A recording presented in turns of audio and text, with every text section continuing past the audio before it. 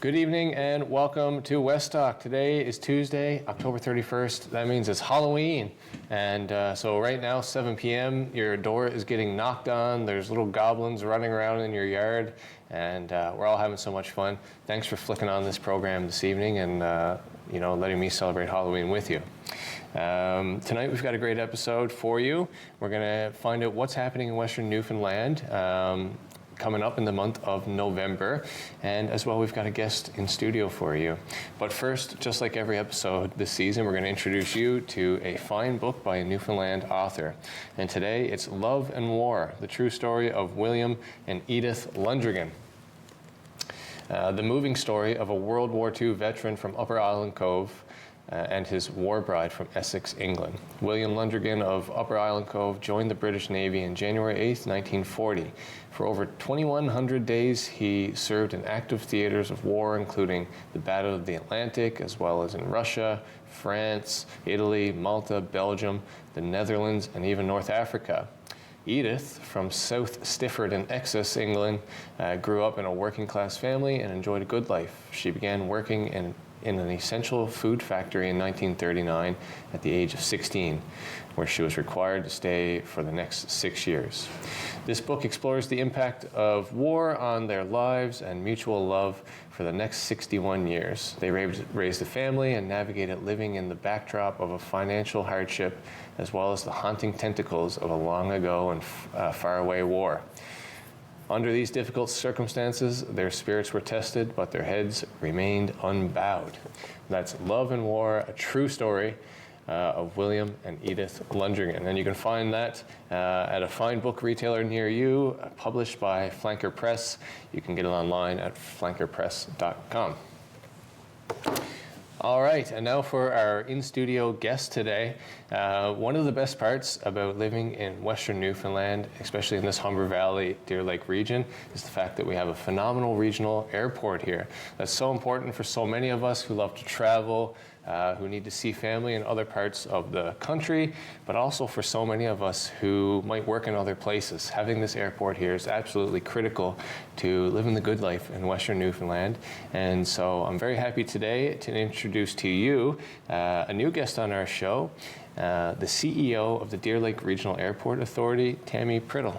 Tammy, thanks for coming down. Thank you so much for having me. Yeah, now some of our viewers might know that one of my family members started working at the airport recently, and from that I realized, man, I didn't know how an airport was actually ran, and I was surprised to hear actually a lot of things about how airports conduct business and what the day-to-day is like at the airport. So I was hoping to ask you a bit about that today. But absolutely. First, for our viewers at home who are just getting to know you now, can you tell us a little bit about yourself and sort of, I guess, a Reader's Digest version of your career and how you got to this point of now being the CEO of our airport? Sure. Thanks, Dustin. Great question. That's a loaded one, but I've had quite a varied career path. So I'm actually from Western Newfoundland, born and raised in Port Bass, and quite proud of that.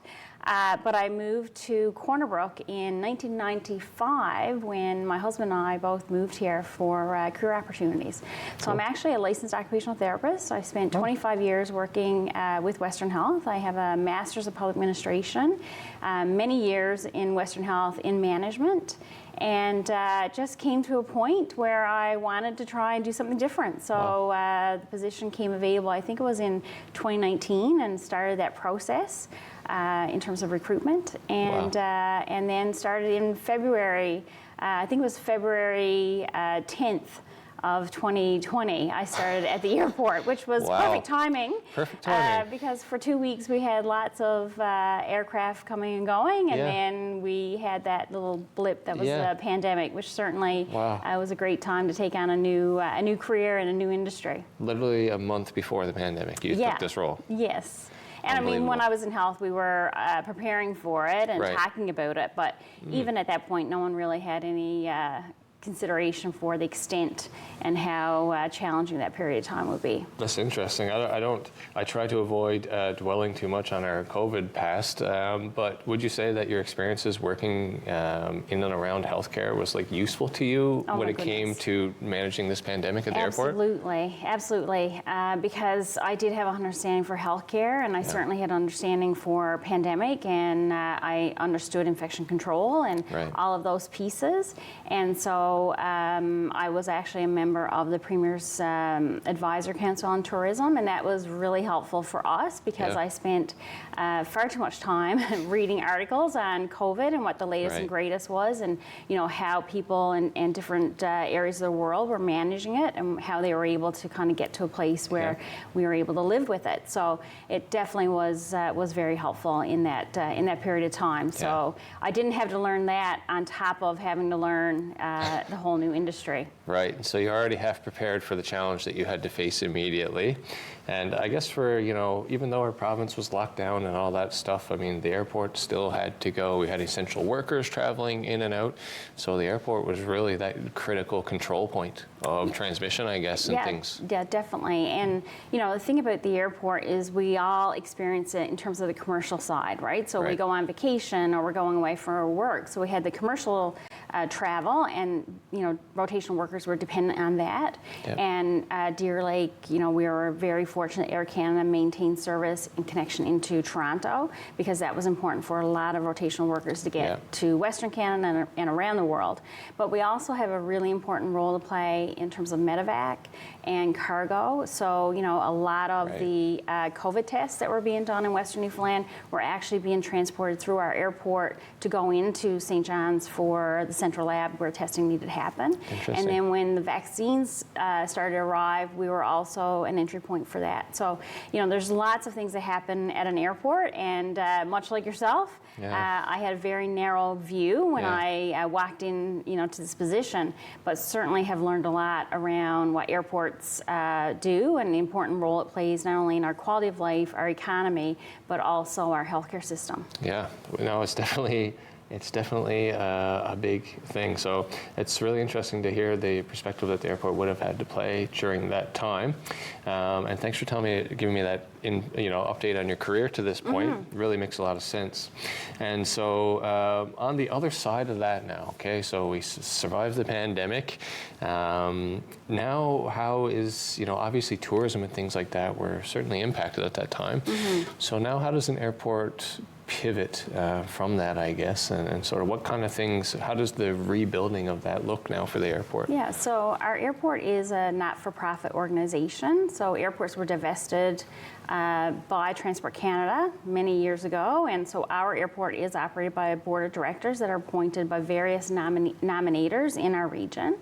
And so, obviously coming out of that, we definitely need to look at, how do we diversify to some extent. I mean, we very much are a volume-driven business, and it's a pay-or-use system, right? So our user pay system. So anyone who's using the airport pays a fee for that. From the traveler to the actual airlines to. That's right. Yeah. So if you land an aircraft, you pay a fee. Yep. If you use our terminal, you pay a fee.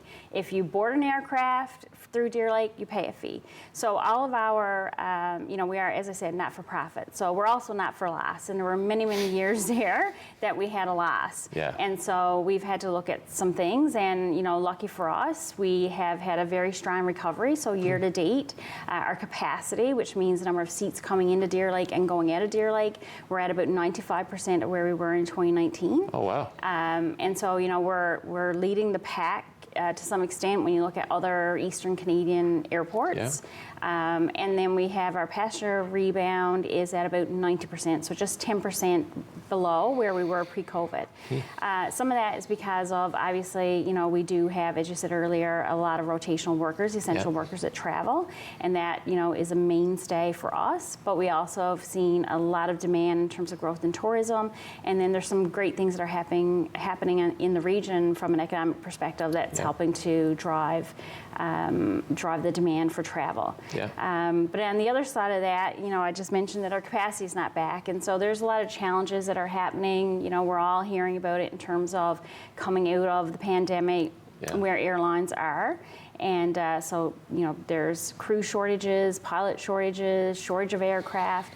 All of those things are really causing airlines to change how they're doing business. Before, it would have been about where the demand is where they would put the service. Now they're having to look at their operations and how their operational challenges impact where they're putting aircraft. And so that's why you'll see a change in the type of aircraft that we see at Deer Lake now. So often you don't see the smaller Dash 8s that we would have seen before. Right. We're seeing a lot larger aircraft, because if you have a crew and you need to fly an aircraft, rather than have that crew fly a smaller aircraft 2 or 3 times a day, you may only have that one flight a day now with a larger aircraft.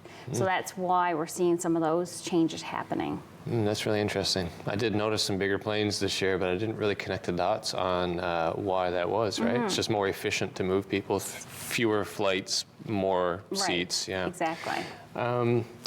So in terms of actually, I guess, the day-to-day operations of the airport, a lot of people might look at the airport and see, all these people, all these humans, from the Air Canada kiosks to the guys on the fuel trucks to firefighters and baggage handlers and all that sort of things, and the CATSA. So can you explain the sort of structure of that a little bit, and what the authority I guess manages directly, and then what is done by other outside companies and things like that? Yeah, so we're almost like a broker, a facilitator for air service and air travel, right? Yeah. So we do have employees, and our employees are airport technicians who are also aircraft rescue firefighter trained, and we have 25 employees that report into the airport authority.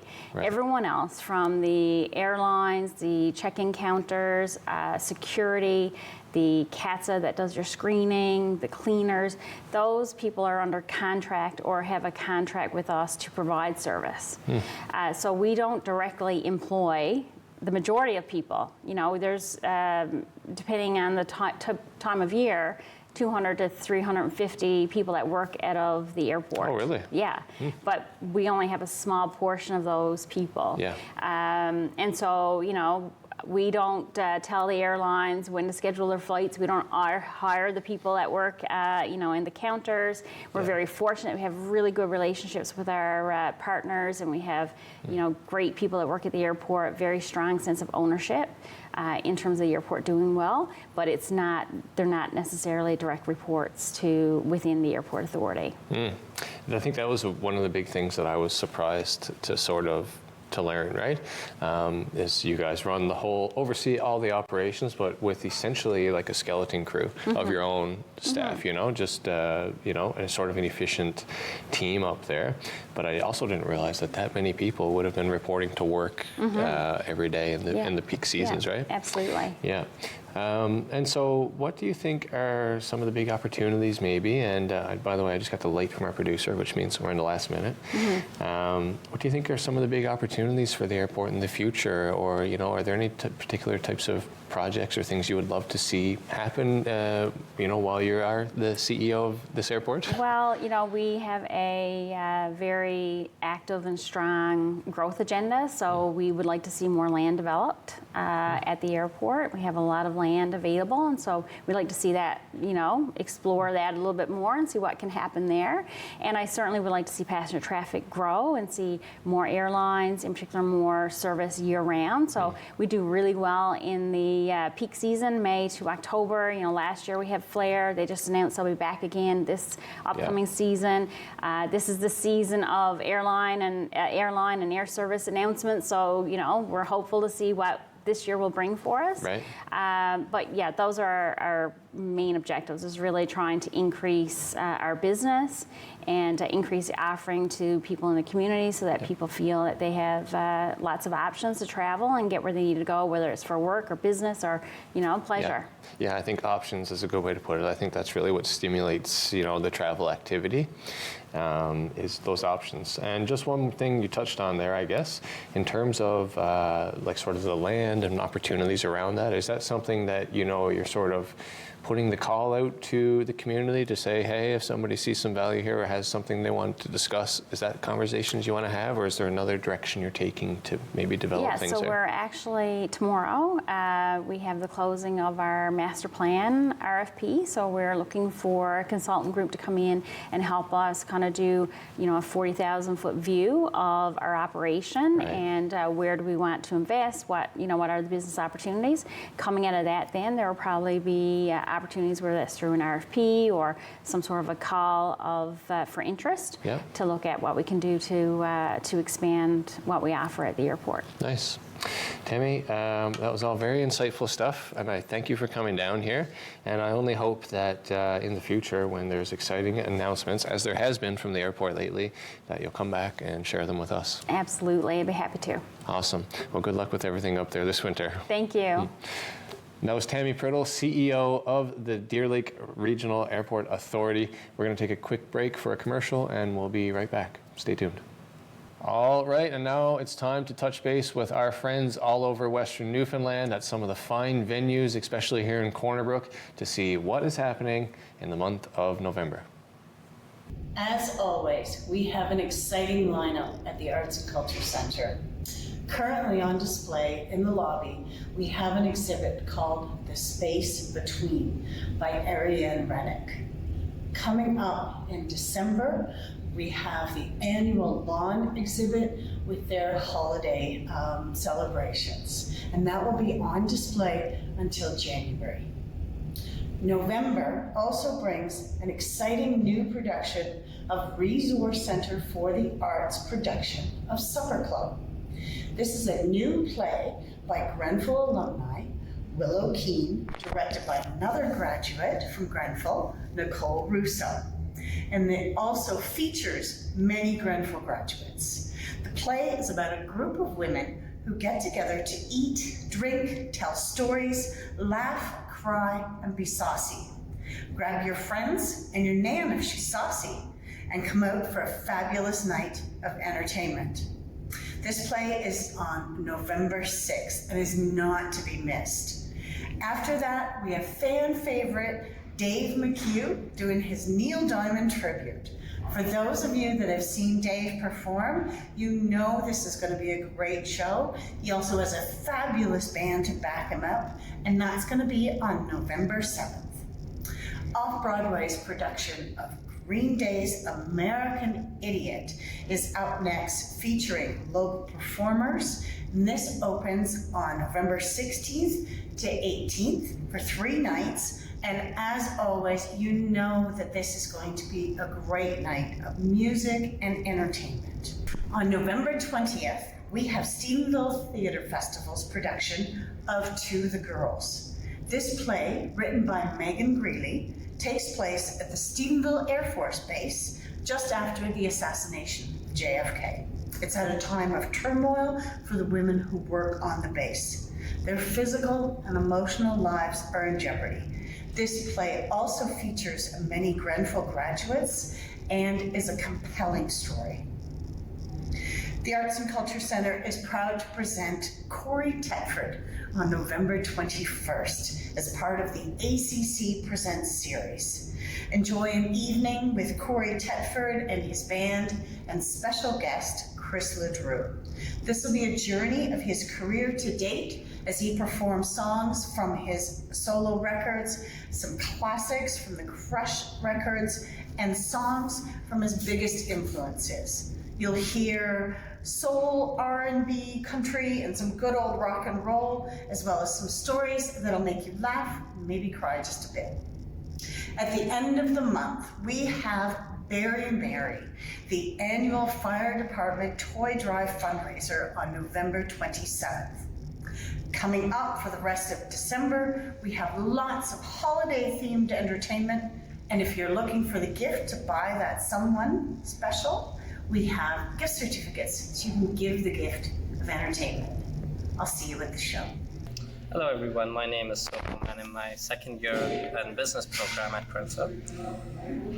Today I'm going to announce you the November events, starting with celebrating Grenfell authors, which is going to be held on November the 3rd from 4 p.m. to 6 p.m. Please join us in celebrating 5 faculty representing all 3 schools who will be sharing their research and writing in the library, followed by a reception and cash bar. The location is the Ferris Hodgett Library.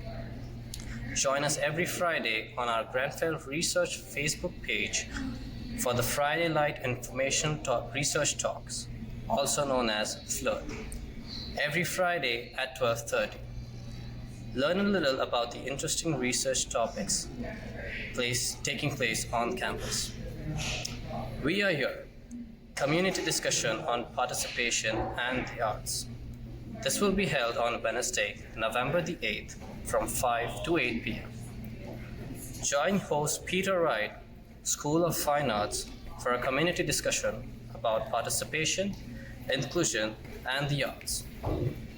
The event will showcase a community photography project with the Association of Our New Canadians and London-based photographer Leanne Harris, along with contributions from special guests. This will be held at the Center for Research and Innovation. There are few new productions at the Grenfell Theatre. She Kills Monster from November 1st to November 4th. 2 one-act plays, The Bald Soprano and Will They Never Leave. This will be held from November 22nd to November 25th. Get tickets and more information by visiting the Messenger blog on the webpage. Thank you. Welcome to the RAC, the Rotary Arts Center, and a really exciting couple of weeks coming up on our stages. Let me go through each one. On November 4th and November 3rd and 5th, we have Broadway, Old and New, created and directed by Wendy Woodland, starring Michael Barrett, Marcel Beaujoly, Jerry Etienne, Alex Fallis, who else? Jennifer Millard, Dave Bridger, and of course, Wendy Woodland. And Michael and Marcel Michael is from Corner Brook. He's been at the Canadian Opera Company, both of them, for a number of years, started their career there and have performed on the world stages, and they are back to Corner Brook, and they're performing on our stage at the Rotary Arts Center. So I expect everybody to come out and see them. So that's on the 3rd and 5th. Yeah, that's right. On November 3rd, according to this sheet, we have Music Counts, which is a fundraiser being organized by a group of youngsters, really young people, and it's to raise money to purchase musical instruments for kids who can't afford them. And then what do we have? I have to go back to my script. Then we have on November 2nd, the Silver Wolf Band from Labrador. They are an amazing duo. They sing and they entertain like no other duo I know. And they are really, really an amazing group. On the 13th of November, we have Home and Herbs. Home and Herbs is comedy of Tina Randall and Michelle Rex. This will fill our house to overflowing. Tina is renowned for her work with Rising Tide Theater and is very, very funny. And I suspect a lot of people know her work, and will want to come. So they're all available at www.rotaryartscenter.ca, where you can get your tickets, or you can phone us, or you can drop into the box office. And thank you, Rogers, for this. We really appreciate your coming and finding out what's happening at the Rotary Arts Center. And that's it for tonight's episode. Happy Halloween. I hope you gave out all your candies. I want to say a big thank you to Tammy Priddle, the CEO of the Deer Lake Regional Airport, for coming down and giving us some time today, as well as our friends from the fine venues of our area for letting us know what to look forward to in the month of November. That's it for this week's episode of West Talk. I'll be back next Tuesday to chat with you again. Have a good night.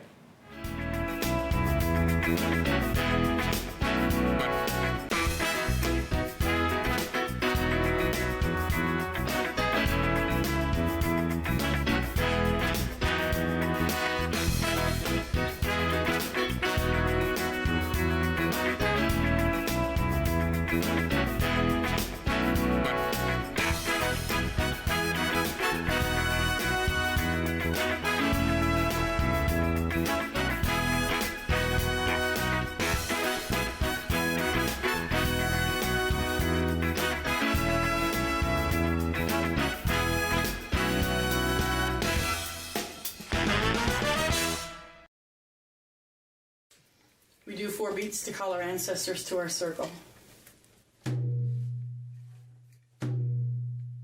For 15 years, I was very involved with the community.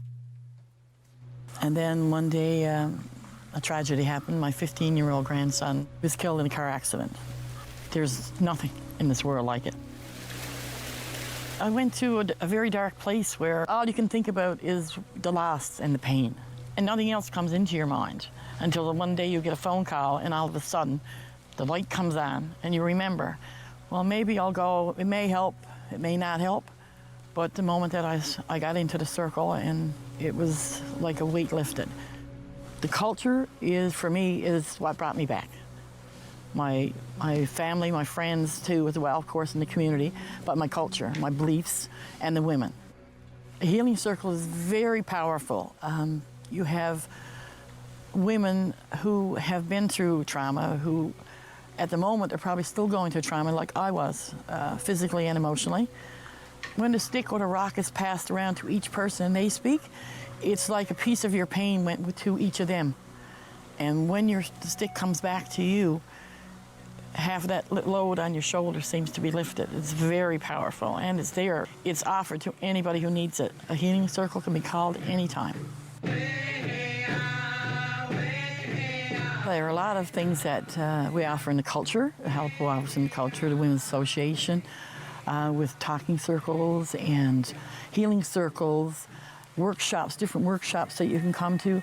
I think if you're focused on something other than your grief, it takes away for that little, that short period of time. It gives you some relief and something to look forward to. And I think every time you do that, it gives you little baby steps back into where you should be, back into your life and back into your community's life, your family's life.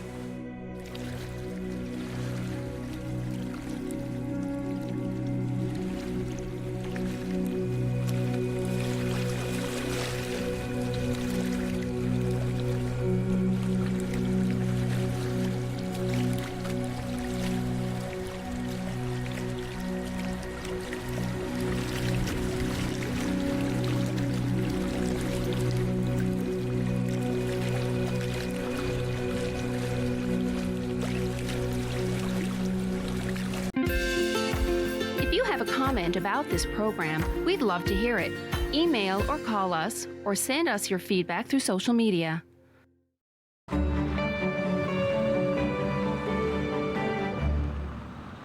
Today, I helped a senior find transportation to an important medical appointment. Today, I helped a new mom find virtual programming so she didn't feel so isolated.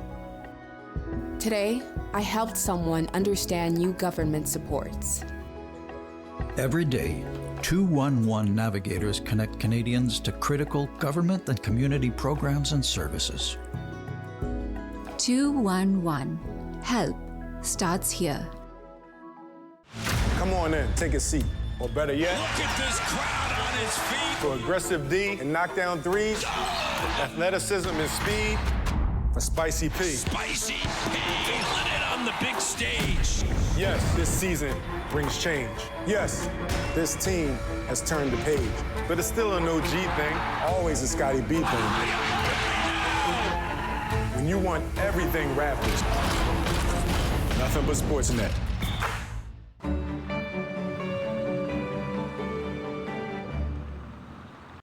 These days at your local Legion, we're marching to the beat of a different drum. On a mission to support veterans, to have fun, and to